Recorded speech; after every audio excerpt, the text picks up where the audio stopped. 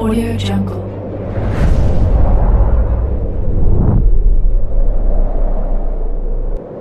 Yo, balik lagi bersama Mimin di Manhua TV. Kali ini kita akan lanjutkan pembahasan dari cerita SSS level Paladin Wobreaks Logic. Sebelum lanjut, Mimin ingin mengucapkan terima kasih kepada teman-teman yang telah mentraktir Mimin di Sawaria dari Yo Tebak Nama, Dik, dan Mais. Semoga rezekinya semakin lancar, amin.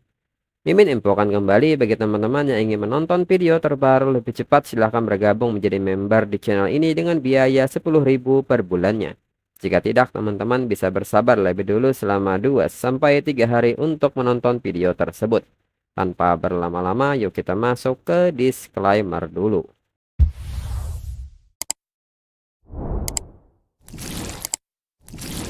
Disclaimer. Silahkan abaikan hal ini jika kalian sudah mengerti. Ini peringatan mengenai konten di channel ini. Video ini berisi alur cerita komik yang mempermudah bagi teman-teman untuk mengetahui isi ceritanya dan memahami alur ceritanya. Jika ada kesamaan tokoh, tempat, maupun isu yang sedang hangat, itu benar-benar tidak disengaja. Dan peringatan bagi teman-teman untuk tidak mencontoh atau meniru perkataan maupun perbuatan yang tidak baik yang ada di video ini, karena cerita ini hanyalah fiktif belaka. Jika mengerti, yuk kita masuk ke ceritanya. Dan item ini adalah Holy Power Shield. Alat ini bisa diulang dan alat ini tidak menggunakan sihir. Menyebarkan penghalang kekuatan suci saat dilempar. Mampu secara langsung menahan energi demon atau serangan fisik. Memerlukan pengisian ulang setelah penggunaan tunggal. Hingga Shenlin Feng terlindungi oleh alat ini. Lalu Jiao Yi pun berusaha berdiri dan meminta Jiang Churan untuk tidak menyakiti Shenlin Feng. Lalu Shenlin Feng mengatakan kepada Jiao Yi bahwa dirinya melakukan ini semua untuk menyelamatkan Jiao Yi. Jika Jiao Yi terpesona oleh sucubus, misi yang diberikan kepala sekolah Wang Hui kepada dirinya akan gagal. Sudah dirinya bilang dia bukan Jiang Churan yang Jiao Yi kenal sama sekali. Kesadaran simbiosis dalam garis keturunannya lah yang mengambil alih. Jika dia tidak menghilang, Jiang Churan yang asli akan berada dalam bahaya besar. Sucubus pun membenarkan hal itu, dirinya bukanlah Jiang Churan. Orang tidak berguna itu bahkan tidak bisa melindungi dirinya sendiri. Dan ketika dia memohon kepada dirinya untuk keluar dan menyelamatkan Jiao Yi, Jiang Churan menangis seperti anjing yang tenggelam. Di saat Sucubus terus merendahkan Jiang Churan, Jiao Yi seketika mendekat dan meminta Sucubus untuk diam. Jiao Yi menekankan bahwa Jiang Churan membiarkan garis keturunannya aktif untuk menyelamatkan dirinya. Sucubus boleh mengejek dirinya, tapi Sucubus tidak boleh menghina Jiang Churan. Jiang Churan adalah gadis terkuat yang pernah dirinya temui. Dirinya mendukung dan memahami semua pilihannya. Jiao Yi pun tidak lupa mengucapkan terima kasih kepada Sucubus karena telah menyelamatkan dirinya sebanyak 3 kali. Sewaktu-waktu berada di dungeon, suatu waktu berada di alam rahasia kompetisi mahasiswa, dan juga saat ini. Jika memungkinkan, dirinya pasti akan membalasnya 3 kali lipat. Tapi bisakah Sucubus membiarkan Jiang Churan kembali? Dan katakan pada dirinya bagaimana caranya agar dirinya bisa membuat Sucubus kembali ke tempat asalnya. Sucubus menyebut bahwa Jiao Yi adalah pria kecil yang beruntung dan seketika menciumnya. Sucubus juga mengatakan bahwa ini pertama kalinya Jiao Yi membalas budinya. Biaya memanggil dirinya, Jiang Churan tidak mampu membelinya. Jiao Yi pun menilai setiap kali Jiang Churan kehilangan kendali, Jiang Churan ingin melindungi dirinya, tapi apa sebenarnya akibatnya? Lalu Jiao Yi pun memanggil Shenlin Feng. Shenlin Feng seketika merespon Jiao Yi dan bertanya apa yang Jiao Yi inginkan. Tidak bisakah Jiao Yi lihat wajahnya hampir rusak? Selain itu, bekerja sama dengan mereka para jin, dirinya akan berakhir di krematorium cepat atau lambat. Jiao Yi pun tidak menanggapi omongan Shenlin Feng dan bertanya apa sebenarnya kesadaran simbiosis garis keturunan yang Shenlin Feng sebutkan. Shenlin Feng pun menyebut bahwa dirinya tidak sepenuhnya yakin. Tapi ayahnya bilang kalau garis keturunan tingkat tinggi itu seperti monster kuno yang disegel. Kalau inangnya kuat itu adalah penolong, kalau inangnya lemah itu adalah demon yang mencoba merasuki mereka. Zhao Yi pun bertanya soal merasuki ini. Shen Linfeng membenarkan soal kerasukan ini. Shen Linfeng bertanya mengenai pendapat Zhao Yi. Jika tidak kerasukan, mengapa Jiang Churan menjadi orang yang berbeda? Beberapa orang percaya bahwa kesadaran simbiosis ini adalah kepribadian kedua yang muncul ketika seseorang menjadi gila. Yang lain mengatakan bahwa itu adalah jiwa yang tersisa dari leluhur kuno yang bersembunyi di garis keturunan, menunggu kesempatan untuk mengambil alih tubuh dan dilahirkan kembali. Sulit untuk mengatakan apa situasi yang sebenarnya. Tetapi satu hal yang pasti, sering meminjam kekuatan garis keturunan itu sendiri akan membuat seseorang menjadi gila atau langsung mengubahnya menjadi orang lain. Ada juga kemungkinan bahwa kekuatan yang saling bertentangan di dalam tubuh dapat menyebabkan kehancuran pada diri sendiri. Mendengar hal ini, Zhao Yi menilai bahwa berdasarkan informasi yang dirinya miliki sekarang, harga meminta bantuannya adalah setidaknya melepaskan kendali atas tubuh Jiang Churan. Lalu Zhao Yi mengatakan kepada Jiang Churan bahwa Jiang Churan ternyata akhir-akhir ini terganggu karena Jiang Churan tidak bisa menekan kesadaran simbiosis lagi. Zhao Yi pun seketika bertanya kepada Shen Linfeng apakah Shen Linfeng tahu cara untuk memecahkan kesadaran simbiosis. Shen Linfeng menyebut jika dirinya punya cara, dirinya akan pindah lebih awal. Di saat itu Zhao Yun juga bertanya kepada Shen Linfeng bahwa Shen Linfeng pasti tahu cara menyelamatkan Jiang Churan. Shen Linfeng pun mengatakan bahwa dirinya tidak begitu yakin. Shen Linfeng mengatakan bahwa Zhao Yi harus bertanya pada kepala keluarga Zhao. Orang-orang tua itu telah menjalani sebagian besar hidup mereka. Hal-hal aneh apa yang belum mereka lihat? Selain itu, jika keluarga Zhao tidak dapat mengatasinya, pergilah ke keluarga Jiang. Keluarga Jiang adalah keluarga besar dan kuat. Masalah kecilnya akan terpecahkan dalam hitungan menit. Lalu di saat itu tiba-tiba sebuah pasukan datang dan seketika masuk ke kamar Zhao Yi. Mereka pun bertanya siapa yang bertarung di sini mengganggu tatanan cakrawala. Sebaiknya mereka mengatakan yang sebenarnya. Langit bukanlah tempat di mana mereka anak-anak kaya biasa berbuat sesuka hati. Dihadapkan dengan hal ini, Zhao Yi dan Zhao Yun seketika memiliki ide yang sama dan menjadikan Shen Linfeng sebagai kambing hitam. Dengan cepat, petugas membawa Shen Linfeng pergi. Shen Linfeng seketika bertanya apakah mereka mempunyai hati nurani. Hingga pada akhirnya Shen Linfeng berakhir di jeruji besi. Shen Linfeng pun berteriak bahwa dirinya tidak bersalah. Mengapa dirinya harus menyalahkan seseorang yang dihajar Jiang Churan? Saat dirinya keluar, dirinya akan membongkar kursi roda Zhao Yi. Dan setelahnya kini Skydome pun mendarat serta petugas meminta penumpang harap mengantri dengan tertib untuk turun. Lalu Shen Linfeng pun menyebut bahwa Zhao Heng adalah tokoh terkemuka di keluarga Zhao. Namun dia dikirim untuk menjemput Zhao Yi. Zhao Yi pasti sangat penting. Di samping itu Zhao Heng meminta Xiao Bai untuk menjaga sikapnya. Kepala sekolah Wang Hui mengatakan bahwa masalah ini sangat rahasia dan tidak ada seorang pun boleh tahu. Xiao Bai pun mengerti. Lalu Zhao Heng pun mengatakan bahwa Zhao Yi telah bekerja keras. Zhao Heng segera mengajak Zhao Yi untuk masuk ke dalam mobil dan beristirahat lebih dulu. Zhao Yi pun mengucapkan terima kasih untuk sambutan ini dan setelahnya mereka pun pergi. Di saat itu Red Madam yang memperhatikan hal ini menyebut bahwa Zhao Yi adalah mahasiswa baru terbaik di Universitas Sukang dan murid pribadi Wang Hui. Jadi keluarga Zhao diam-diam menyembunyikan orang jenius seperti itu. Jika dirinya bisa menggunakannya untuk dirinya sendiri, posisinya di kamar dagang pasti akan naik ke tingkat yang lebih tinggi. Lalu Jiang Churan pun sadar bahwa ini adalah item peringkat S yaitu Ice Soul Spiderweb. Zhao Heng pun tertawa dan menyebut bahwa Jiang Churan memiliki mata yang bagus. Apa yang disebutkan kepala sekolah Wang Hui sebagai hal itu hanya dapat didiskusikan di dalam penghalang pelindung ini. Itu dapat memblokir semua pengintai mental. Lalu Zhao Yi pun mengatakan bahwa Zhao Heng telah melalui banyak kesulitan. Zhao Heng pun tidak membenarkan hal itu. Ini sudah sewajarnya dirinya lakukan. Di saat yang sama, Zhao Heng memberi aba-aba kepada Xiao Bai untuk segera bergerak. Dengan cepat, Xiao Bai memberikan sebuah hadiah kepada Zhao Yun dan mengatakan kepada Zhao Yun bahwa dirinya adalah sepupu Zhao Yun. Dan ini adalah hadiah dari dirinya untuk pertemuan pertama mereka. Dirinya harap Zhao Yun menyukainya. Dalam pikiran Zhao Heng, walaupun Zhao Yi menolak untuk berubah ke profesi tersembunyi elemen ice, dia membiarkan Zhao Yun untuk berkultivasi di keluarga Zhao. Ini merupakan pertanda baik. Selama Zhao Yun bahagia, Zhao Yi akan ditarik secara alami.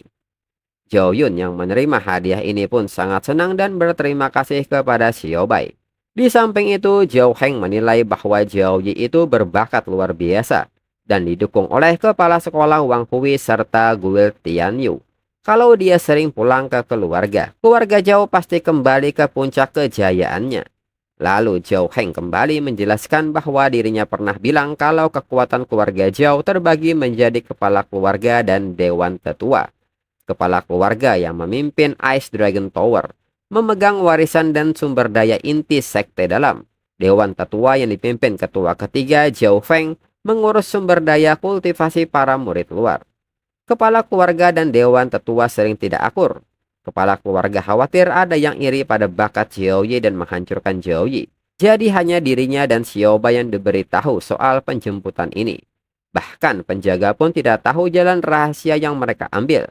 Zhao Yi pun mengucapkan terima kasih kepada Zhao Heng karena sudah repot-repot. Lalu Zhao Yi pun bertanya seperti apa tempat yang disebut Master sebagai alam rahasia Ice Dragon Abyss itu. Zhao Heng menyebut bahwa itu adalah tempat leluhur keluarga Zhao, tempat peristirahatan Frostfang. Leluhur mereka dulu bertemu Ice Dragon bernama Frostfang di padang es utara yang ekstrim saat muda. Sisik Frostfang lebih keras dari besi hitam, dan napasnya bisa membekukan seluruh glacier. Leluhur mereka menghabiskan 1 tahun bertarung 49 kali di glacier, dan akhirnya menandatangani kontrak dengan Heartblood dan berhasil menjinakkannya sebagai tunggangannya.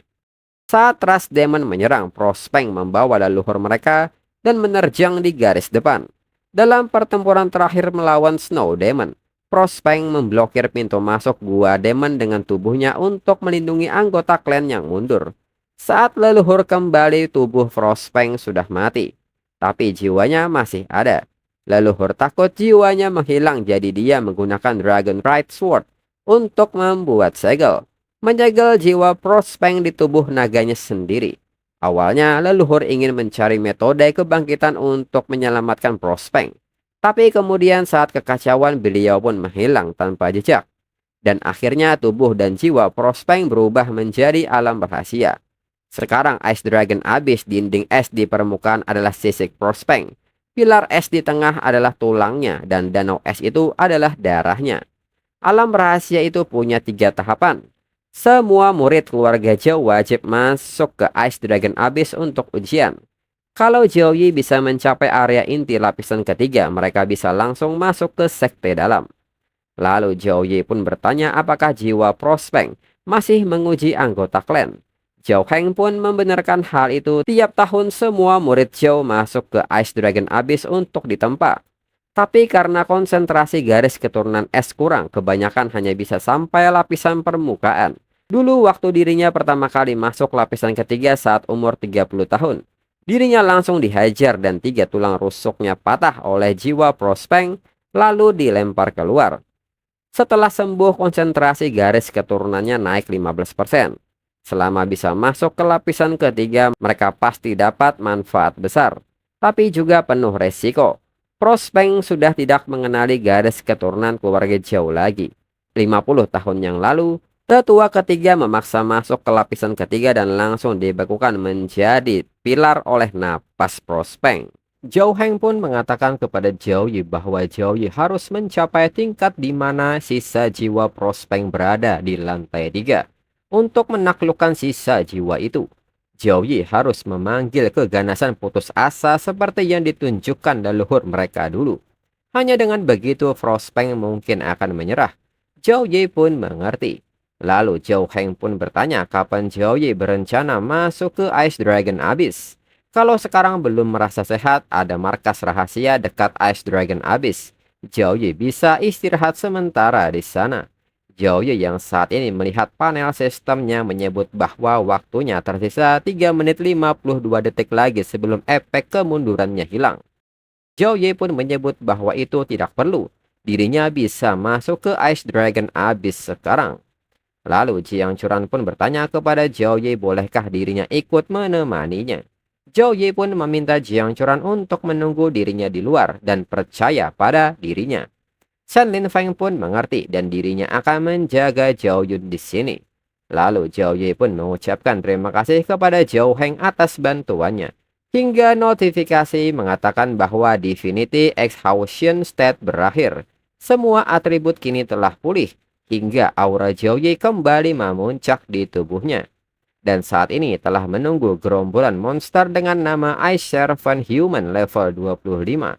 Zhao Yi pun menyebut bahwa 10 hari tidak bisa bergerak bebas, rasanya tulang-tulangnya berkarat. Dengan ini mereka akan dirinya pakai untuk pemanasan. Dengan cepat Zhao Yi memenggal Ice Servant Human dengan cepat. Hingga Zhao Yi menggunakan skill Divine Storm untuk menyapu semua gerombolan Ice Servant Human. Lalu di depan Zhao Yi saat ini telah hadir Ice Abyss Servant Dragon level 55. Adapun skill yang dimilikinya yaitu pertama Frost Demon Breath, kedua Ice Throne Barrack, ketiga Twisted Magnetic Field. Dengan cepat Zhao Yi menggunakan skill Like Vanishment. Hingga satu gerakan ini seketika menjatuhkan Ice Abyss Servant Dragon. Lalu saat Zhao Yi terus berjalan, Zhao Yi merasa tempat ini terasa familiar baginya. Di saat yang sama Void Beast pun muncul. Void Beast pun mengatakan bahwa itu karena garis keturunan es di tubuh Zhao Yi. Pengguna kelas elemen es biasa pasti sudah membeku menjadi patung es sekarang. Zhao Yi pun menyapa Void Beast karena lama tidak berjumpa dengannya. Zhao Yi juga tidak lupa mengucapkan terima kasih kepada Void Beast karena sudah memanggil gurunya waktu itu. Void Beast pun menyebut asal jangan banyak merepotkan dirinya. Itu sudah cukup sebagai ucapan terima kasih. Kalau Zhao Yi mati sebelum kesepakatan 1 tahun mereka, dirinya juga yang bakal repot. Lalu di saat itu Zhao Yi dan Void Beast menyadari kehadiran monster. Dan benar saja itu adalah gerombolan Ice Abyss Servant Dragon. Namun di saat itu juga tubuh mereka terbelah akibat gerakan dari Void Beast. Zhao Yi pun mengucapkan terima kasih untuk hal ini. Void Beast pun menyebut bahwa itu hanya sekumpulan sampah kecil. Namun dengan banyaknya Ice Abyss Servant Dragon yang jatuh, tiba-tiba permukaan di mana Zhao Yi saat ini berdiri tiba-tiba runtuh. Zhao Yi yang jatuh pun seketika bereaksi dan memanfaatkan puing-puing batu untuk bergerak. Di saat itu Zhao Yi yang melihat ke bawah pun bertanya-tanya ada apakah ini. Ada banyak monster yang sedang menunggunya di bawah. Dan itu adalah pasukan demon. Dan diketahui bahwa mereka adalah Ice Abyss Bone Demon level 35.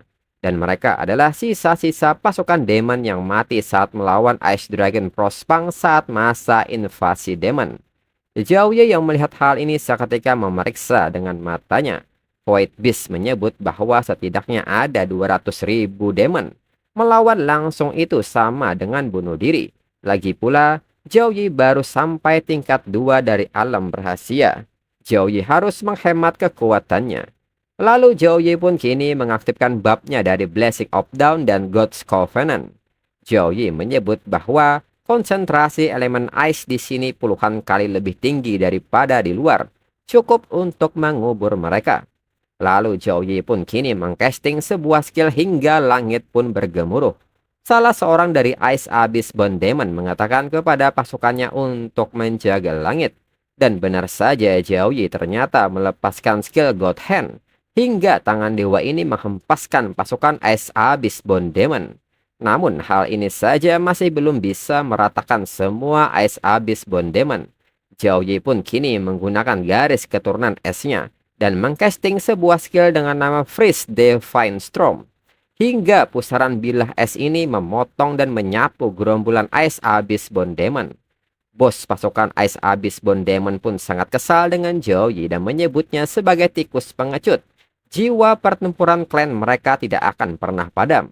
Zhao Yi yang hanya seekor semut berani memprovokasi mereka. Dengan ini mereka akan membalas serangan Joji. Dan untuk episode selanjutnya tunggu 1 sampai 2 minggu lagi. Sekian dan terima kasih.